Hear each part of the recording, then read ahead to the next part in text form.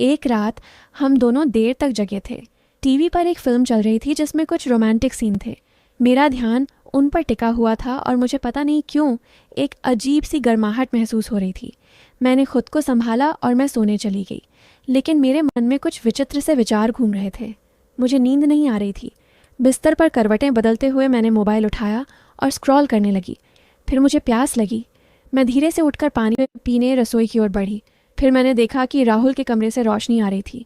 मैंने सोचा, अरे ये अभी तक जाग रहा है।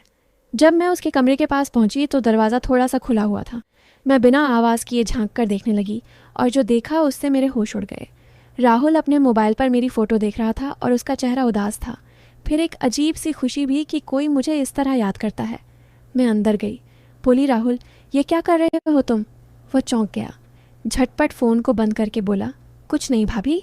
मैंने दरवाज़ा बंद करते हुए कहा, तुम मेरी तस्वीर देख क्या कर रहे थे? मेरे दिमाग में अजीब विचार घूम रहे थे। मैं भी नहीं समझ पा रही थी कि मैं क्यों उसके करीब जा रही थी। शायद वह 3 साल की तन्हाई, प्यार और अपनेपन की भूख जो मेरे अंदर थी। मैंने उसके बगल में बैठते हुए कहा, मैं तो घर में ही हूँ। तुम्हें ऐसा करने की क्या ज़रूरत? हम दोनों एक दूसरे के साथ हैं ना।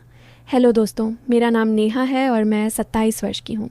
पिछले 3 साल से मैं विधवा हूँ क्योंकि एक कार दुर्घटना में मेरे पति विवेक हमेशा के लिए मुझे छोड़कर चले गए। मेरे पास एक प्यारी सी बेटी है दिया, जो अभी 4 साल की है। मेरे पति विवेक के जाने के बाद मैं उसी घर में रही जिसे मेरे ससुर जी ने बनवाया था। वह मध्यम वर्ग का घर था, हमारे सपनों का। लेकिन घर चलाना मेरे लिए अकेले बहुत मुश्किल हो रहा था।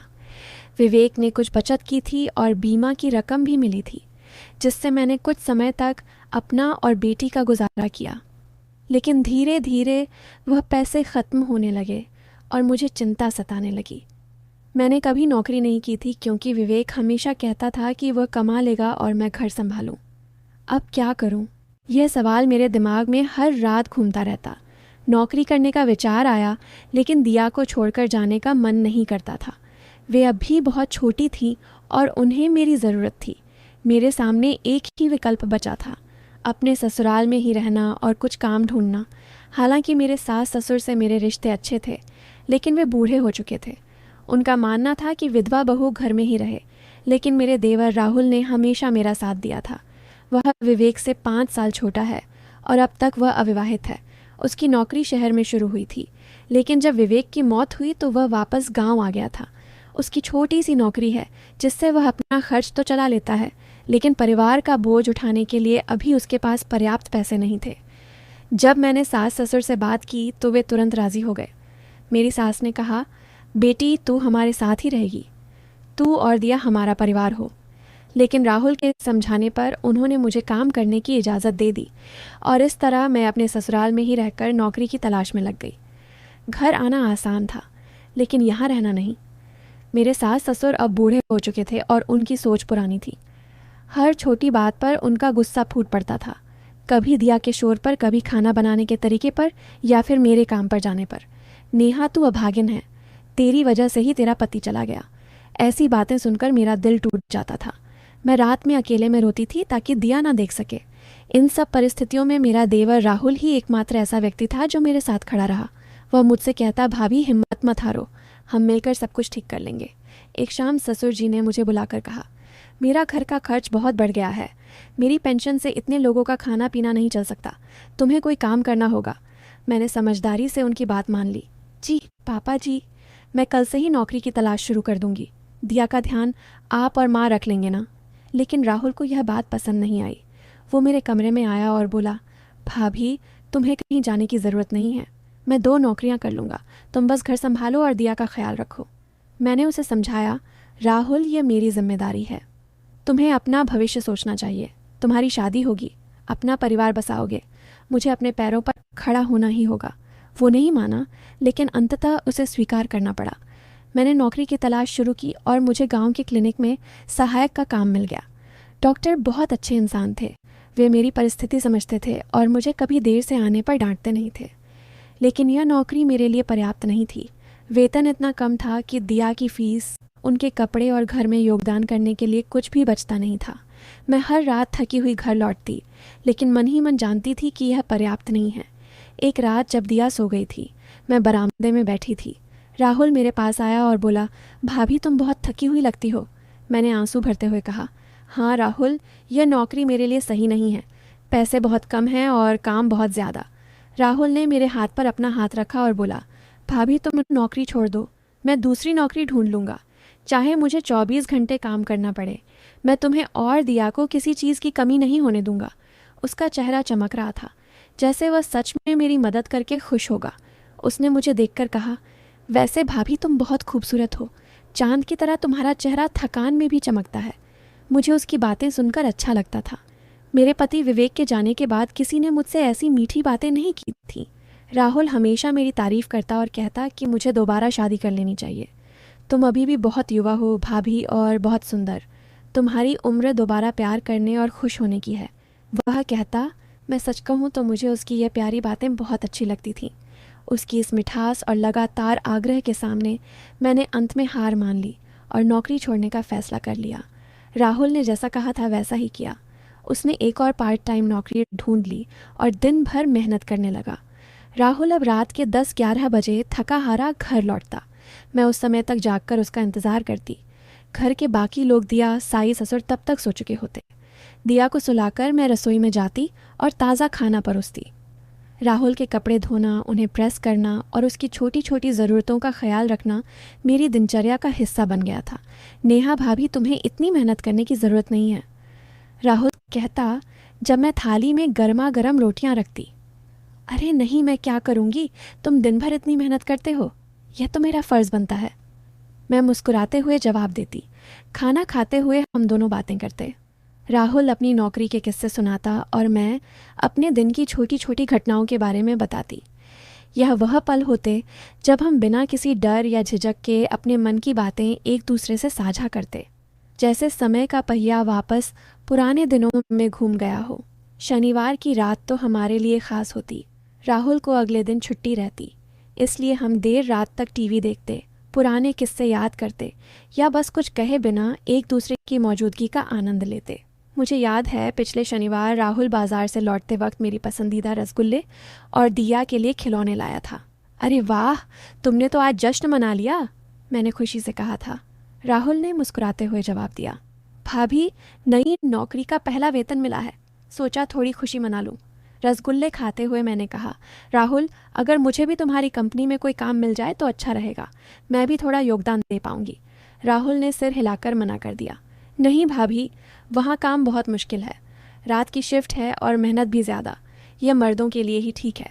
मैंने निराश होकर कहा, पर मैं तुम पर इतना बोझ नहीं डालना चाहती, आखिर मैं और मेरी बेटी तुम्हारी जिम्मेदारी नहीं है।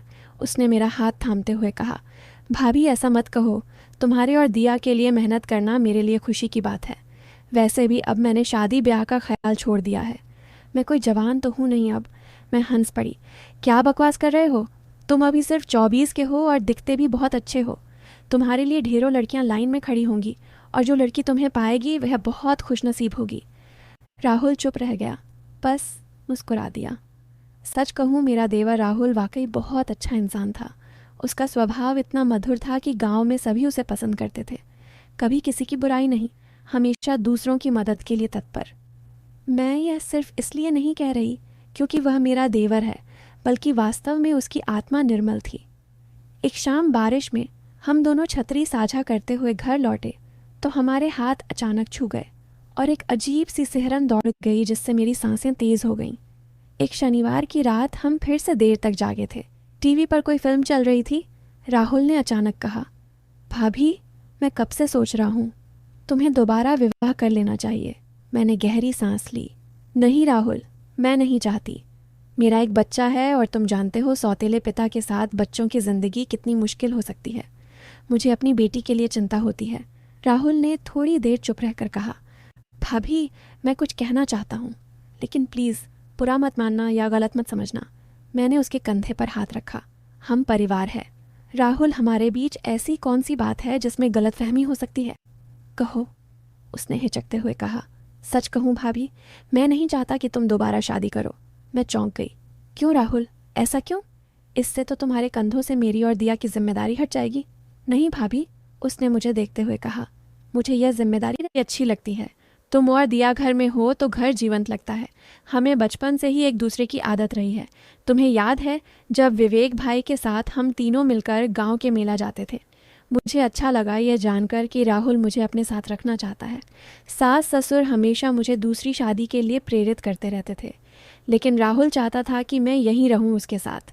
त्योहारों पर राहुल मेरे और दिया के लिए नए कपड़े लाता।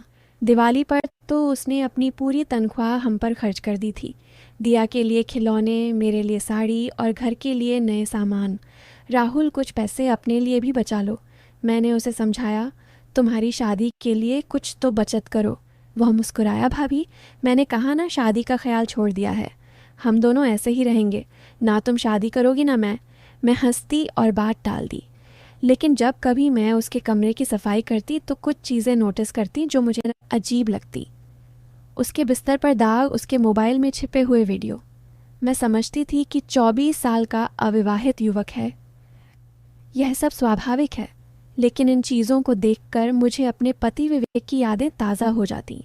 वे प्यार भरे पल जिनसे मैं 3 सालों से वंचित थी। मैं खुद को रोक नहीं पाती और कभी कभी घंटों अपने कमरे में बंद होकर सोचती रहती। एक रात जब हम दोनों देर तक जागे थे, टीवी पर एक फिल्म चल रही थी जिसमें कुछ रोमांटिक दृश्य थे। मेरा ध्यान उन पर टिका हुआ था और मुझे पता नहीं क्यों एक अजीब सी गर्माहट महसूस हो रही थी। मैंने खुद को संभाला और ऐसा दिखाया जैसे मुझे कुछ समझ नहीं आया। मैं सोने जा रही हूँ राहुल, तुम्हें भी सो जाना चाहिए, कल जल्दी उठना है। राहुल ने मुस्कुराते हुए कहा।